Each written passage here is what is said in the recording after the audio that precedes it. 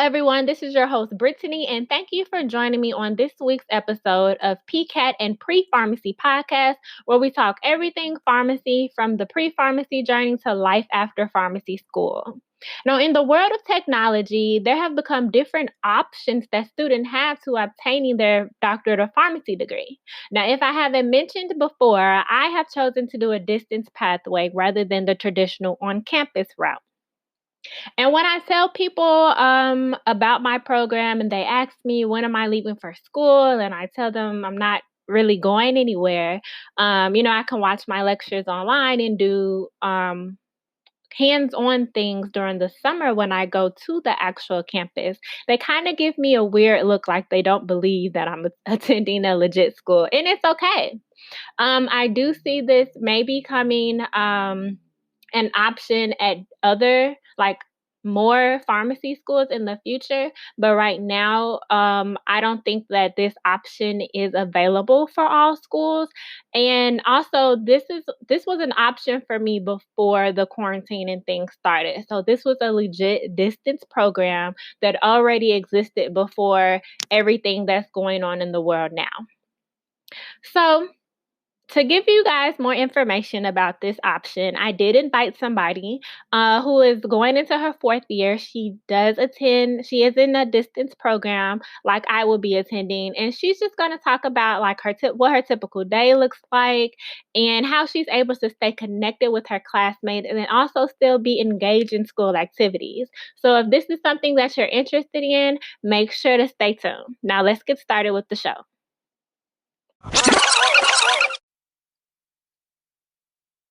Okay, hi Kimmy. Thank you for joining us today. Can you please tell the audience a little bit about yourself?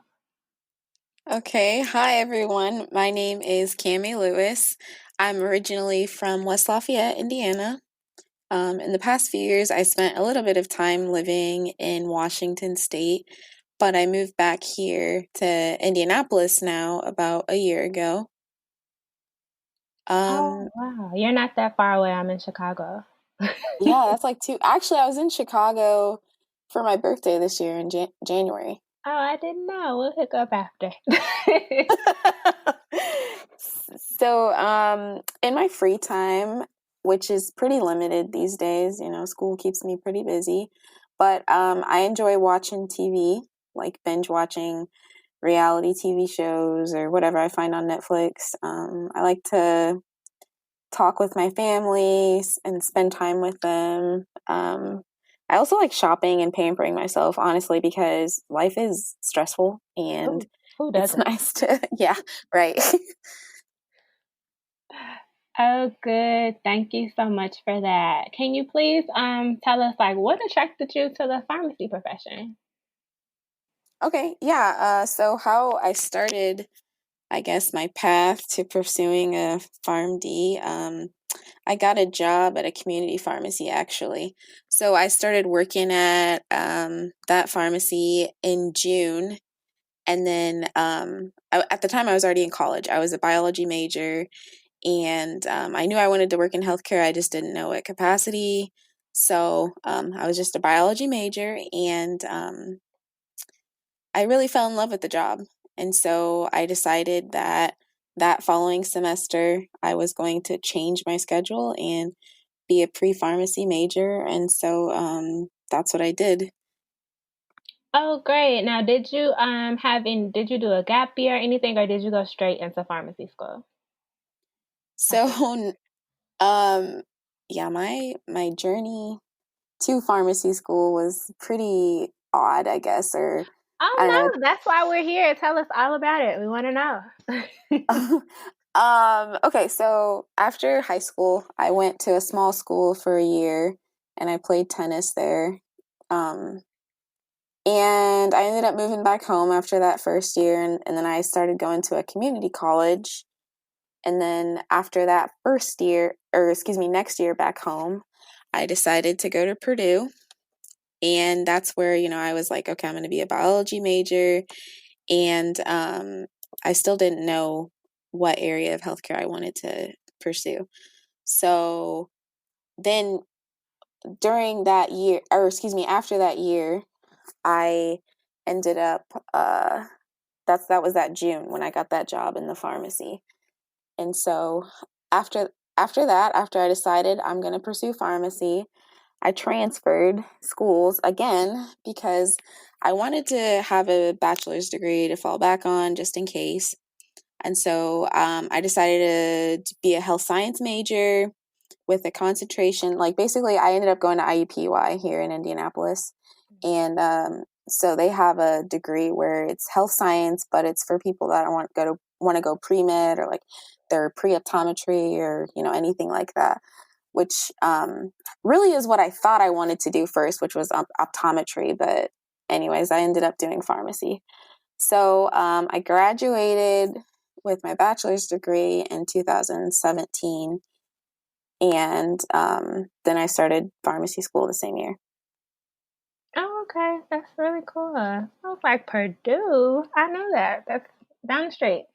But, okay, so the pharmacy school that you attend, you don't actually go to class like traditional lectures. So can you please tell like our audience about like the pathway that you took once you got into pharmacy school? Because a lot of people don't really know that some schools are offering that option. Yeah, so honestly, I didn't even know about this particular school until I was in the middle of applying for pharmacy school.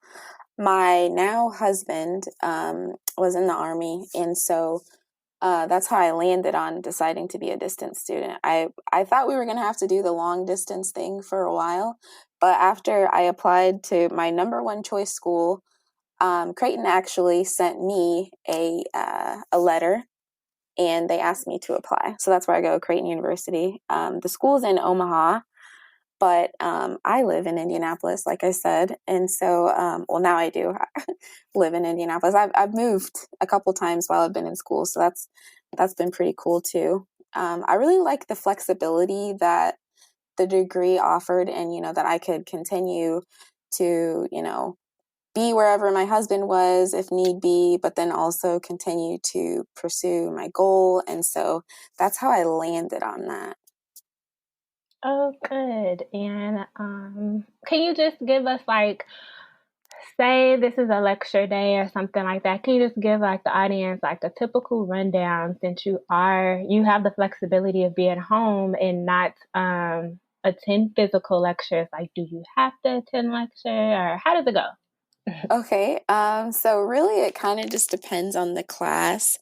When I was in Washington, which that was like the first 2 years of the program, I was obviously on Pacific time, the school's on Central time. And so we would have lectures that would start at 8 a.m., which that was 6 a.m. my time. I'm Oh, not really a huge morning person, so I was not one of those two students that was attending live. But as a distance student, if you do attend live, some professors do make accommodations to where you can, kind of chime in, ask questions. They have different ways of allowing us to do that. It's not like you'd have to type your question and everything, but at least they're there for us in that way. So, yeah, it really just depends on the class. But for instance, one of my courses, you want to listen to all your courses. You're paying to be there, of course. You want to listen to all the lectures. And so one of them, though, they would have, kind of creative ways to make sure that you were tuning in and really, listening to the whole lecture. But I kind of structure my day based on, I guess, how I feel, So I definitely listen to the lectures when I'm supposed to on that day, but it might be a little bit later in the day or a little bit earlier in the day. But I would listen to the recordings. They record everything. And so you can listen live or you can listen to the recording later on. And so, like, for instance, one semester, the campus students had lab on Wednesdays. So every Wednesday I would have off from class because we do lab in the summer. So they would do their labs on Wednesday. And so Wednesday could kind of be like a catch up day if I ever did get behind on lectures. But for the most part, I try to stay on top of them. And it was cool because, I would work sometimes and then, can catch up on lectures a little bit later on. And so I'd kind of just do it that way. It's really your own schedule. It's not like you have to be in class at 8 a.m. Of course, if you're able to do that, since I've been here on Eastern time, I've been able to do that a little bit this last year. But really, it's, you can kind of make your own schedule. Of course, there's still deadlines and everything. And so you got to be on top of your stuff. So you definitely don't want to get too behind. I've got classmates that got a little behind and, it gets a little crazy. Oh, great. Now, how do you, I think I've said this on the podcast before, but that's the school that I'm attending, and that's the pathway that I chose as well. And just like when I tell people that, they kind of look at me kind of funny because I guess they haven't heard of it, and they're like, "Are you sure you're in a real school or something like that?" So that's one of the reasons why I really wanted to have you on, just to tell people like this is an option that's coming available and it's a real thing. Yeah, actually, I kind of got some of those same questions as well. I still get those same questions. Like I just started rotations yesterday, and like one of the pharmacists, they asked me, where do I go to school, and I told them, and they're like, wait, isn't that all the way in Omaha? I'm like, yeah, but I live here, and like it's different for rotations. You can do rotations wherever you want, I guess, but I kind of explained like, yeah, I'm a distance student, and so it's a real thing. They definitely make sure they protect the integrity of the program. And it's actually, I would argue, sometimes more difficult as a distance student because you don't have that ability to just go up to the professor after class and ask a question. You got to sit down and formulate a nice formal email, or I mean, and all that. So it's kind of difficult, but I do like the flexibility that it provides. Oh, good. Now, you mentioned the labs, like the on-campus students have labs on certain days and you take it in the summer. So do you go to campus do you go to Omaha for the summer? Yes. So that's arguably the worst part of the program is summer lab, because it's just so intense. It's a whole semester of um, lab work that you need to get done in like 2 or 3 weeks. So it's really intense. But I would argue that I do like having it that way because then, during the semester I'm able to have one day off during the week that the campus students don't have. So yeah, every summer you go to Omaha. Actually, before class even started, like your first year, you go for a welcome week. And so you get to meet some of your classmates that are also distance students and campus students, face to face, and, meet them, get to know them a little bit, which actually is pretty cool. Some of the people that I met welcome week, I, ended up studying with throughout the whole program. So that's nice. So it's the first year, before the first year, it's 1 week. And then after the first year, I think that's the longest time that you're in Omaha. It's about 3 weeks. And then the next year it's 2 weeks, and it does cut your summer short though. So that kind of is difficult, especially with IPPEs that you have to get done during the summer. But it's totally doable, and it worked for me. Okay. And you mentioned you meet some of your classmates and some that are also distance students. Like, how do you guys stay connected once you leave for the summer? Yeah, so of course there's social media. We connect on there. We actually have a Facebook page that somebody our first year was nice enough to make for us. And so we talk on there a lot. People that I talk to, more often one-on-one, we Zoom, text. Technology is great, FaceTime. So we stay connected that way. Um, it's crazy. Like I talk to them so much, like sometimes even more than my husband, like a lot of times. And it's like, I've met them like 3 times, you Oh, know? that's good to know that there's a connection and you don't feel like you're by yourself.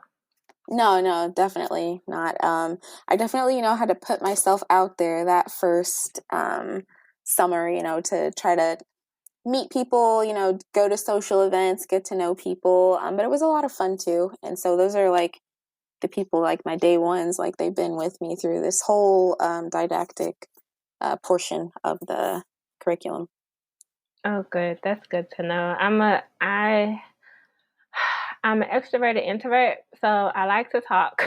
Just depending on if I get to know you a little bit, but other than that, I might seem like a little standoffish because I don't really like to start conversations, and I don't feel weird not talking. We I'm have that in definitely common. fine.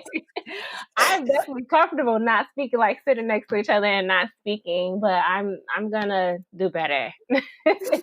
Yeah, we have that in common. Yeah, for sure. And then also like after I've got like chunk of time that I've spent with people, talking with people, like after I got home today, just like from my second day of rotation, like my first full day, I had to like kind of go chill for a little bit by myself. I just got to recharge with, some time by myself. So, but I can be, extroverted if I need to be. So we have that in common. Great. Now, you just started your rotation, so do you plan on doing a residency, or what are like your plans after graduation? Do you have any idea? I really wish I knew. I um I probably should have started exploring this earlier on in, I guess, going through the program. I've been like so focused on like, I want to finish, I want to graduate. But like lately I've been thinking and I've kind of narrowed it down to a few career paths that I'm interested in. I've considered going like the fellowship route and um, getting into industry. That's really going to depend on how my industry rotation goes, which that's not until the spring. But um, I'm definitely trying to learn more about industry. I know that community will always be there. And so it is something like that I've loved. It's kind of what made me fall in love with the profession. And not kind of, it is what made me fall in love with pharmacy in the first place. And so that's always an option. Throughout my whole time, like going through pharmacy school, like I've thought, well, maybe residency isn't for me because I just like it's so competitive as a student because there's only so many residencies and a lot of people are trying to do it because they want to specialize in things. And so like I'm trying not to let that discourage me, but it's definitely something that's on my mind. And I'm like, I don't know if there's anything that I'm like any particular area that I'm that passionate about that would make me want to pursue a residency. I will say, like at this point, actually, it's interesting you asked me this today. After just 2 days of being on my acute care rotation, I'm really enjoying it. Like I'm kind of getting a feel for the workflow and I do like that. So I know that residency would definitely, you know, help me to secure a more clinical position. So I got to kind of figure out what direction I want to go. Oh, that's good. Now, with you saying like you wish you maybe would have started looking into it earlier in your school career, do you have any other like advice for students that are coming in, incoming P1s, or just students that are looking to maybe go to pharmacy school? So I will say, I know everybody like that's gone through pharmacy school is probably going to tell you this, but it does go by super fast. Like you don't think it will, but it does, especially like that first year. They keep you so busy, like at least, the school that I go to. So it's like that first year you have about 8 classes. And so it's like assignment after test, after quiz, after, it's just back to back to back. And like for me, that syllabus week, you really don't have syllabus week, honestly, but that first week where they're telling you kind of what to expect for the semester, I kind of just like I can't even look at it all because it just like it overwhelms you. But I would just say, just take it a week at a time, take it a day at a time if you have to, and before you know it, like it's going to go by so fast. So just, be diligent, be patient with yourself, and enjoy the journey. It's going to be hard, but it's totally doable. Definitely reach out to your classmates. I would not have been as successful as I've been in pharmacy school so far without like my classmates that have made me study when I don't want to, like quiz me, encourage me, just like, talk to me about life. It's like you have your family and friends, like hopefully, you've got a good support system going into it. But just having somebody like that's literally at the same point, going to the same school that you're going to, experiencing the same like big thing, because pharmacy school, it's time consuming. And so it's really nice to have somebody, like people that know exactly what you're going through, like in that aspect, to lean on. So those are, I guess, a few tips or tidbits of advice I have to offer. Well, thank you so much for being a guest on the show. Like that wraps up all of the questions that I have. Do you have anything else that you'd like to say to the audience? No, if you've like listened this long, thanks for listening. It's been nice being on here answering questions. I'm big on social media. Like I love Instagram and Facebook, but Facebook's mostly just like, close family and friends. But Instagram, you can reach out to me on there if you have any questions. I love to, help out as much as I can. So Oh, great. Thank you. And I'll definitely leave all of your information down in the description box. So that's where you can find all of her handles and how to contact her. And thank you so much for being a guest on the show. Okay. All right. Well, thank you for having me. I do want to thank Kimmy again for being a guest on the show. As mentioned before, I have left all of her contact information in the description below, so please make sure to check that out. And also, if you would like to be a guest on the show, or you have a topic that you want me to discuss, or maybe you just want to say hi, you can contact me at podcast@crackpcat.com. Also, for all of your PCAT study materials, check out crackpcat.com. And also make sure to check out their scholarship opportunity. So I'll talk to you guys on the next one.